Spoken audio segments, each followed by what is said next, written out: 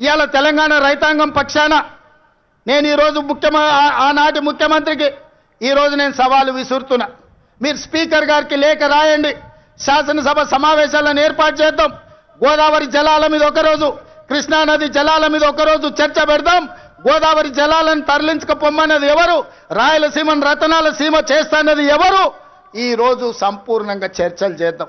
నేను తప్పు చేసినట్టు ఒక్క కాగితం చూపించినా, నేను మా ఉత్తమ్ కుమార్ రెడ్డి గారు ఆంధ్రప్రదేశ్ ప్రణాళికలు రచించినప్పుడే కేంద్ర ప్రభుత్వానికి ఫిర్యాదు చేసినాం, కేంద్ర ప్రభుత్వానికి చెప్పొచ్చినాం గట్టిగా.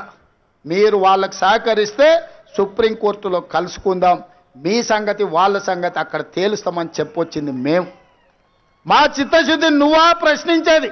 10 ఏళ్ళు ఈ రాష్ట్రాన్ని దోసుకొని తెలంగాణ ఎడారిగా మార్చి ప్రాజెక్టులన్నిటిని పడావు పెట్టి ఈ రోజు నువ్వు ఫామ్ హౌస్లో పడుకున్న నువ్వు ఈ ప్రజా ప్రభుత్వాన్ని నిందిస్తావా? అందుకే మిత్రులారా, మళ్ళొక్కసారి చెప్తున్నా మీడియా మిత్రుల ద్వారా చంద్రశేఖరరావు గారికి నేను సూటిగా సవాలు విసురుతున్నా. గోదావరి బంకంచెర్ల మీద పూర్తి స్థాయిలో చర్చ చేద్దాం. మీరు స్పీకర్ గారికి లేఖ రాయండి. మీరు ఏ తారీఖు నాడు పెడితే ఆ తారీఖు నాడు మా ప్రజా ప్రభుత్వం చర్చలకు సిద్ధంగా ఉంది. ఆధారాలన్నీ నేను తీసుకొని వస్తా. తెలంగాణ ద్రోహులెవరో, గోదావరి జలాల దొంగలెవరో శాసనసభలోనే తేలుస్తాం.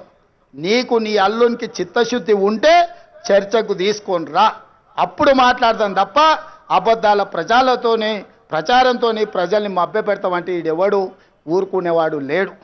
అప్పుడంటే పెద్ద మనిషి జానారెడ్డి గారు నీతోనెందుకులే అనుకున్నాడు. ఇప్పుడు అట్లాంటి పరిస్థితి ఏం లేదు. రా, వస్తే చెప్తా శాసనసభలో నీ సంగతి. అందుకే మిత్రులారా, ఇవాళ నేను ఒక్కటే మాట చెప్పదలుచుకున్నా. వ్యవసాయం దండగ కాదు, వ్యవసాయం పండుగ. రైతు రాజును చేయడమే మా లక్ష్యం. ఈ రైతుల కోసం ఎంత దాకైనా ఎవరితోనైనా కొట్లాడతాం. ఈ తెలంగాణ రైతాంగానికి వ్యవసాయాన్ని లాభసాటిగా చేసే వరకు మా ప్రభుత్వం అండగా నిలబడుతుంది. ఈ రైతాంగ ఆశీర్వాదం ఉన్నోడే రాజు అవుతాడు. ఈ రైతులు తిరస్కరించినోడు ఎవడైనా రావణుడు అవుతాడు. అందుకే రావణాసురుడు అయిపోయి ఫామ్ హౌస్లో నిద్రపోతున్నాడు. ఇవాళ రైతును రాజు చేసే ప్రభుత్వం ఈ వేదిక మీద ఉన్నది. ఇంత మంచి కార్యక్రమాన్ని ఏర్పాటు చేసి తెలంగాణ రైతాంగంతో మాట్లాడడానికి అవకాశం కల్పించిన వ్యవసాయ శాఖ, ఆర్థిక శాఖకు మనస్ఫూర్తిగా కృతజ్ఞతలు తెలియజేస్తూ, నెక్స్ట్ ఈ అసైన్మెంట్ కంప్లీట్ అయింది. బట్టి గారు ఏదో విరామం తీసుకుందాం అనుకుంటున్నట్టున్నాడు. బట్టి గారికి విరామం లేదు. రాజీవ్ యువ వికాసం వారు ప్రకటించారు. రాబోయే రోజుల్లో రాజీవ్ యువ వికాసమే మన ఛాలెంజ్. నెక్స్ట్ రాజీవ్ యువ వికాసాన్ని ముందుకు నడిపించి యువకులను ఆదుకునే ప్రణాళికలు సిద్ధం చేసుకొని మీ ముందుకు వస్తాం. మీ ఆశీర్వాదం పొందుతాం. ఇంతకు ముందే నేను గాంధీ భవన్లో ఒక మాట చెప్పిన. 94 నుంచి 2004 2 సార్లు టీడీపీ అధికారంలో ఉంది. 2004 నుంచి 2014 వరకు కాంగ్రెస్ పార్టీ 2 సార్లు అధికారంలో ఉంది. 2004 నుంచి 2023 వరకు 2 సార్లు టీఆర్ఎస్ అధికారంలో ఉంది. 2023 నుంచి 2033 వరకు 2 సార్లు మనమే అధికారంలో ఉంటాం.